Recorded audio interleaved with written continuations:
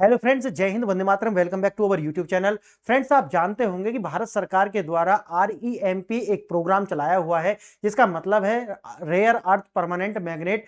और ये जो रेयर अर्थ परमानेंट मैग्नेट है, इसका जो बजट रहा है वो लगभग 820 मिलियन डॉलर का जो है वो रहा है। और इसको लेकर के भारत सरकार के द्वारा बजट के अंदर आपने देखा होगा कि लगभग 4 ऐसे स्टेट हैं जहां पर हमने रेयर अर्थ मिनरल्स कॉरिडोर का विकास किया है। मैं आगे आपको इसमें बताने वाला हूं।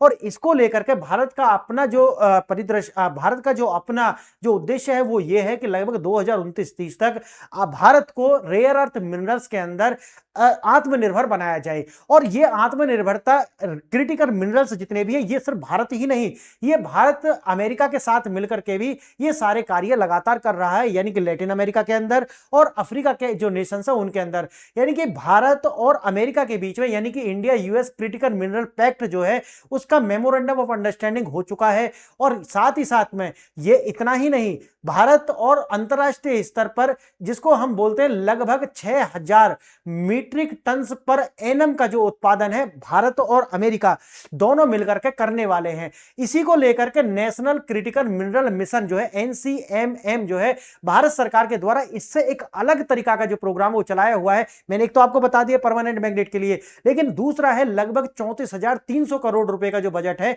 ये इसका रखा हुआ है। और इसके द्वारा 2031 तक लगभग 6000 मिलियन मीट्रिक टन जो है रेयर अर्थ मिनरल्स जो है उनका प्रोसेसिंग कस्टम के अंदर लाना होगा। इतना ही नहीं, इसी तरीका से ICET एक तरीका का फ्रेमवर्क है जो भारत और अमेरिका के द्वारा, यानी कि दोनों के बीच में एक ट्रीटी है जिसमें लिथियम प्रोजेक्ट और अमेरिका के द्वारा, ये पूरा लिथियम प्रोजेक्ट है, इसको भारत और अमेरिका के द्वारा लैटिन अमेरिका और साथ ही साथ जो अफ्रीकन कंट्रीज हैं उनके अंदर जाकर के एक्सट्रैक्शन का काम किया जाएगा। और इतना ही नहीं, 30 ऐसे क्रिटिकल मिनरल्स हैं जिसके अंदर लिथियम है, कोबाल्ट है, ग्रेफाइट है, रेयर अर्थ हैं, इन सबको मिलाकर के भारत सहित अमेरिका दोनों साथ मिलकर के कार्य कर रहे हैं। और जो मैंने तीनों आपको प्रोग्राम बताए हैं इनको याद रखना एग्जाम के लिए बहुत महत्वपूर्ण है। आइए थोड़ा सा देखते हैं पहले कि और क्या है।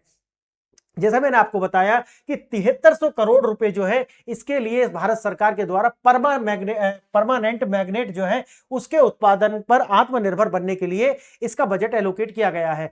जैसा कि मैंने आपको शुरू में बताया कि यानी कि भारत जो है अगर भंडारण की बात करें तो दुनिया में तीसरे स्तर पर जो है भारत के पास लगभग 6.9 मिलियन टन जो है ये रेयर अर्थ मिनरल्स के जो भंडार हैं वो पाए जाते हैं। और ये सारा का सारा आता है लगभग, जैसे मैंने आपको शुरू में बताया कि 7300 करोड़ रुपए का जो मेगा निवेश है भारत के द्वारा किया गया है इसमें आत्मनिर्भरता बनने के लिए। और ये भी मैंने बताया कि लगभग 6000 मीट्रिक टन जो वार्षिक उत्पादन का लक्ष्य है वो रखा गया है। जैसे कि आपको पता है कि पहले नंबर पर चीन आता है, दूसरे पर वियतनाम आता है और तीसरे नंबर पर भारत आता है। लेकिन यह याद रखना कि चाइना भंडारण में भी पहले नंबर पर है और उत्पादन में भी पहले नंबर पर है। इसका मतलब है कि चाइना इसको एक्सट्रैक्ट भी करता है, लेकिन भारत ने अभी इस पर ध्यान नहीं दिया था। लेकिन अब जिस तरह का बजट आप देख रहे हैं तो इसको लेकर के भारत जो है एक युद्ध स्तर पर कार्य करना शुरू कर चुका है। चीन के 90% नियंत्रण को जो चुनौती है वो दी जा रही है। इसका मतलब यह है कि आने वाले समय में चाइना की जो अपनी एक हेजीमनी है उसको देखते हुए चाइना +1 की पॉलिसी पर कार्य किया जा रहा है। इसका मतलब यह है कि चाइना +1 दोनों तरीका से, यानी कि एक्सपोर्ट में भी और इंपोर्ट में भी। और साथ ही साथ चाइना +1 भारत अपने आप को ऐसे भी देखता है कि जो फैक्ट्रीज जो है अगर चाइना को छोड़ करके आती हैं तो भारत के अंदर उस तरह का माहौल क्रिएट किया जाए कि भारत जो है उनके लिए एक स्थान जो है चाइना के बाद बन सके। तो हर तरीका से चाइना +1 की पॉलिसी पर कार्य किया जा रहा है। अब देखिए, आपूर्ति श्रृंखला यानी कि सप्लाई चेन जो है पूरे वर्ल्ड के लिए, यही सप्लाई चेन भारत और अमेरिका के लिए बहुत ज्यादा महत्वपूर्ण है, इसलिए दोनों देश मिलकर के इस पर कार्य कर रहे हैं। आइए और देखते हैं ये जो हमको पता है आपको कि ये चाहिए क्यों, यानी कि 2030 तक जितनी आज हमारी मांग है उसको दुगुना करके आपको पाना होगा। यानी कि इसकी जो डिमांड है वो बढ़ेगी। क्यों बढ़ेगी? इसलिए बढ़ेगी, देखिए इलेक्ट्रिकल व्हीकल्स जो हैं इनकी संख्या भारत, आपने सुना होगा कि भारत चाहता है कि 2029-30 तक लगभग 50% जो वाहन है वो कैसे होने चाहिए, ईवी आधारित होने चाहिए। लेकिन दूसरे भी प्रोग्राम पर भारत काम कर रहा है, वो है हाइड्रोजन फ्यूल सेल, इस पर ज्यादा कार्य कर रहा है। वैसे दुनिया भी इस पर ज्यादा ध्यान नहीं दे रही, लेकिन भारत लगातार एक पायलट प्रोजेक्ट पर काम कर रहा है हरियाणा के अंदर। लेकिन आगे देखेंगे थोड़ा सा, विंड टरबाइन हो, इनके लिए भी परमानेंट मैग्नेट की आवश्यकता होगी। जो मिसाइल्स हैं, गाइडेंस सिस्टम जो है उसके लिए भी आवश्यकता होगी। और फिर परमानेंट मैग्नेट नहीं, जो क्रिटिकल मिनरल्स हैं उनकी आवश्यकता इसके लिए होगी। और साथ ही साथ में जितने भी जो डिजिटल गैजेट्स होते हैं उनके लिए भी रेयर अर्थ मिनरल्स की आवश्यकता होती है। आधुनिक उद्योग की जीवन रेखा होते हैं ये क्या, हमारे जो क्रिटिकल मिनरल्स होते हैं ये। अब जैसे मैंने बताया कि केरला, तमिलनाडु, आंध्र प्रदेश और उड़ीसा, ये कॉरिडोर बनाया गया, बजट में आपने देखा होगा, और इसके लिए अलग से 10,000 करोड़ रुपए का जो बजट है वो था। अब डेडिकेटेड रेयर अर्थ कॉरिडोर, जिसके अंदर मोनोजाइट जो रेत होता है उसको प्रोसेस करके अलग अलग तरीका से क्या बनाए जाएंगे, रेयर अर्थ मिनरल्स जो है उनको एक्सट्रैक्ट किया जाएगा। इसके अंदर भाग लेने वाले दो संस्थान है, एक तो हमारा बार्क है और भाभा परमाणु अनुसंधान केंद्र, और एक है IREL, इनकी लैब जो है ये दोनों मिलकर के इसमें काम कर रहे हैं। स्वदेशी तकनीक का जो विकास, जैसे मैंने आपको बताया है कि चाइना से टेक्निक इंपोर्ट नहीं की गई है, लेकिन हमने अलग अपनी तकनीक बनाई है जिससे हम मोनोजाइट से बनाया जाएगा परमानेंट मैग्नेट के लिए क्या, रेयर अर्थ मिनरल्स जो है उसकी प्रोसेसिंग। आइए देखते हैं थोड़ा इसको विस्तार से। हम आगे बढ़े उससे पहले आपको दो प्रश्न हैं जिन पर विचार करने होंगे, जो आपके एग्जाम के लिए महत्वपूर्ण है, आपकी मेमोरी टेस्ट के लिए, आपका नॉलेज बेस कितना है उसको चेक करने के लिए। और अगर आपसे इनके आंसर आते हैं तो वेल एंड गुड, अदरवाइज आपको लास्ट वाली स्लाइड पर विस्तृत आंसर इनके मिल जाएंगे। देखिए पहला प्रश्न क्या है, स्थायी चुंबक के निर्माण में प्रयुक्त नियोडियम, यानी कि नियोडियम आप जानते होंगे, ये आधारित चुंबक के संदर्भ में निम्नलिखित में से कौन सा तत्व जो है, यानी कि एलिमेंट कॉम्बिनेशन सबसे सटीक है। पहला देखना, केवल नियोडियम और आयरन, दूसरा नियोडियम आयरन और बोरान, तीसरा सेरेमियम कोबाल्ट नियोडियम, चौथा एल्यूमिनियम निकेल और कोबाल्ट। इनमें से आपको अगर नहीं आता है तो लास्ट में आपको इसका आंसर मिल जाएंगे। दूसरा प्रश्न देखना, भारत का पहला एकीकृत दुर्लभ पृथ्वी स्थायी चुंबक संयंत्र जो है, यानी कि integrated rare earth permanent magnet plant जो है किस स्थान पर है और किस तकनीक के सहयोग से, यानी कि किस तकनीक के सहयोग से स्थापित किया गया। पहला भोपाल के अंदर मध्य प्रदेश में CSIR की तकनीक के द्वारा, दूसरा विकल्प अलवा के अंदर है केरल इसरो की तकनीक के द्वारा, तीसरा विशाखापट्टनम में है आंध्र प्रदेश बार्क और IREL की तकनीक के द्वारा, और डी यानी कि चौथा है छतरपुर उड़ीसा DRDO की तकनीक के द्वारा। तो बताना आपको ऐसा आंसर पता चल गया होगा, अदरवाइज आपको लास्ट में तो मिल जाएगा इसका आंसर, और डिस्कशन में तो आपको दौरान मिल ही जाएगा।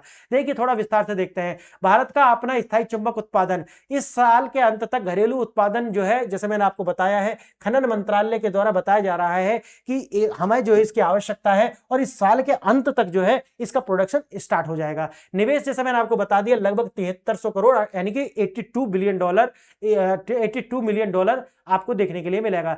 कितना है लक्ष्य, प्रति वर्ष का लक्ष्य जो रखा गया लगभग 6000 मीट्रिक टन हमको लेना है। आयात निर्भरता, यानी कि दूसरे देश खासकर चाइना के ऊपर जो डिपेंडेंसी है उसको खत्म करना हमारी प्राथमिकता है, क्योंकि इसी से जो हमारी स्ट्रेटेजिक ऑटोनॉमी जो है वो निश्चित हो पाएगी। और हमारी जो फॉरेन पॉलिसी है, अगर हम निर्भरता दूसरे देशों पर होती है तो हमारी जो फॉरेन पॉलिसी होती है वो भी कंप्रोमाइज हो जाती है। इसके लिए आपको हमें आत्मनिर्भर बनना पड़ेगा।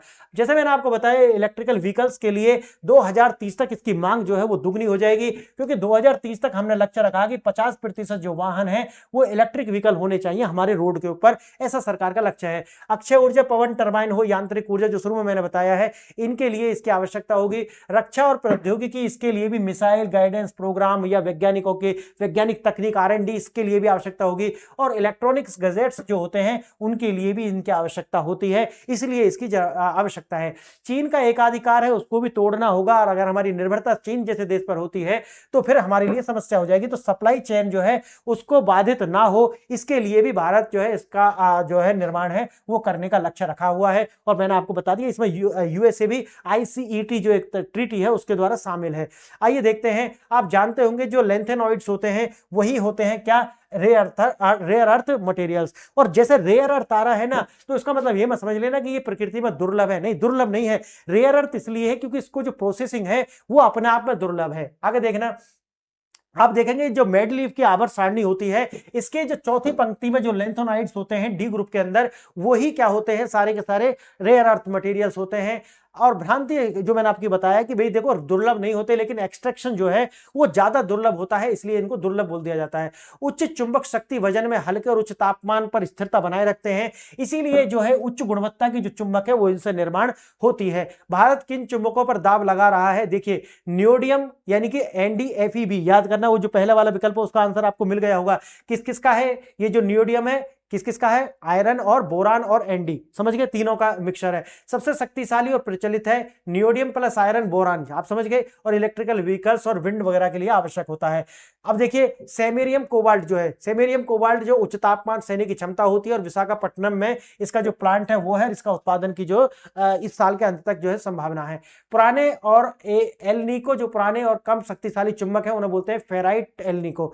देखिए दुनिया का तीसरा सबसे बड़ा भंडार भारत के अंदर है, जैसे कि मैंने आपको शुरू में बताया कि चाइना के पास जो भंडार है लगभग 44 मिलियन टन जो है वो है, और दूसरा भंडार जो है जैसे कि आपको पता है वो आता है रूस के पास में, और तीसरा जो भंडार है वो आता है भारत के पास में 6.9 मिलियन टन। ये याद रख लेना क्योंकि एग्जाम के लिए महत्वपूर्ण है। और ये इसका जो रेयर अर्थ मिनरल्स हैं ये कहां से एक्सट्रैक्ट किए जाते हैं? मोनोजाइट रेट से। इसमें थोरियम और रेयर अर्थ दोनों पाए जाते हैं मोनोजाइट्स के अंदर, याद रखना एग्जाम के लिए बहुत ज्यादा। डेडिकेटेड कॉरिडोर बनाया गया था, ये आप जानते हैं, उड़ीसा, आंध्र प्रदेश, तमिलनाडु, केरला को लेकर के, क्लियर है ये वाला, और इसके लिए अलग से बजट था, आपको याद भी होगा 10,000 करोड़ के आसपास। भारत का पहला एकीकृत संयंत्र जो बनाया गया है किसके द्वारा है? बार्क, IREL, वाइजैग और प्राइवेट सेक्टर के द्वारा मिलकर के ये कार्य जो है अंजाम दिया जा रहा है। 11 मई 2023 पीएम के द्वारा इसका उद्घाटन किया गया था। कहां पर है? IREL परिसर विशाखापट्टनम में, और बार्क और DMRL द्वारा स्वदेशी रूप से इसको विकसित किया गया। सरकार ने तकनीक विकसित की और अब निजी क्षेत्र को जो ट्रांसफर होगी, और इसके जो अधिकार है मैंने जैसे आपको बताया बार्क के पास होंगे, यानी कि जो सरकारी PSUs होंगे उन्हीं के पास होने वाले हैं, और जो प्राइवेट सेक्टर होंगे वो अपना जो है प्रोडक्शन करेंगे। देखना प्रोसेसिंग हब्स कहां पर है? एक तो जैसे मैंने बताया भोपाल के अंदर, दूसरा है गुजरात और महाराष्ट्र के अंदर प्रस्तावित है, छतरपुर उड़ीसा के अंदर जो है इसका एक्सट्रैक्शन होगा, और अलवा यानी कि ऑक्साइड का जो शुद्धिकरण है वो केरला के अलवा के अंदर होने वाला है। क्लियर है? देखिए 4 चरणीय मास्टर प्लान है। पहला में क्या आएगा? पहले में आएगा उसकी माइनिंग करी जाएगी, जो मोनोजाइट्स है उसकी माइनिंग होगी। दूसरे में क्या होगी? उसकी रिफाइनिंग होगी। तीसरे चरण में क्या होगा? मेटल का एक्सट्रैक्शन होगा। और चौथे चरण में क्या होगा? मैग्नेट मैन्युफैक्चरिंग होगी। तो ये 4 चरण जो है इसके होने वाले हैं। 2030 तक निजी क्षेत्र की भागीदारी जो है इसके द्वारा आत्मनिर्भर बनेगा भारत, और ये लक्ष्य जो है रखा हुआ है। आइए आपके जो दोनों प्रश्न उनके आंसर, जैसे कि आप जानते हैं पहले में नियोडियम, आयरन और बोरान, इन यानी स्थायी चुंबक जो है नोडियम मुख्य रूप से होता है, उसमें फेरस ऑक्साइड, इनके मतलब आयरन और बोरान जो है दोनों शामिल होते हैं। दूसरा प्रश्न का आंसर है सी, यानी कि विशाखापट्टनम आंध्र प्रदेश। यह भारत का पहला संयंत्र है जो IREL परिसर में बार्क और DMRL के स्वदेशी तकनीक से जो है बनाया गया है। फ्रेंड्स आपने लेक्चर देखा, इसके लिए बहुत बहुत धन्यवाद। अगर आप मुझसे जुड़ना चाहते हैं तो मेरा चैनल है यूट्यूब पर, इसे सब्सक्राइब कीजिए, टेलीग्राम को ज्वाइन कीजिए, मेरी ऐप है PRS ऑफिशियल, इसको आप डाउनलोड कीजिए और इस पर जो मटेरियल है उसको एक्सेस कीजिए। आपने वीडियो देखा इसके लिए धन्यवाद। जय हिंद।